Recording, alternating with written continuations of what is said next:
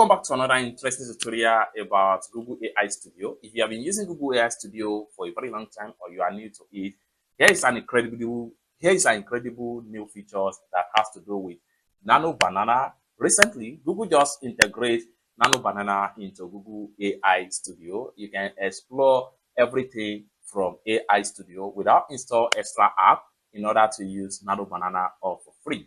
Let me show you how. The very first thing you want to do is go ahead and open up your Chrome browser. After open up your Chrome browser, create a new tab. Then here we go. Click on here and type in aistudio.google.com. Hit on search. Then if you are logging in for the first time to your Google AI Studio, you'll be asked to log in with your Google account. However, if you are not a new user to Google AI Studio, you'll be taken to your dashboard right here. Now, how can you explore the new features of Nano Banana? You can see it right here. What is new? Try Nano Banana. You can scroll down right here, and this is another new features of VEO 3.1, and then this is another new feature stuff right here. Okay, now how do we use new features of Nano Banana in our Google AI Studio right here? First thing first, go ahead and click on it, and it's going to take you right here. Then generate an image of a banana wearing costume. So this is a costume prompt right here. We can easily hit on send right here, and in a few seconds it's going to generate the image for us right from our Google AI Studio right here. So take a look at it.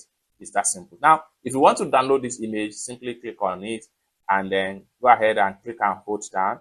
Then go ahead and click on download image, and it will be saved to your phone. Click on open. Then you have the image right here in your phone gallery. Now let's go back to this particular image right here. So we can go ahead and continue to work with this particular image right here. Start typing prompt. We can click on here now and say, can you please change the background to New York City. Okay, let's send. And in a few seconds, let's see the result from Nano Banana right here. So let's find out.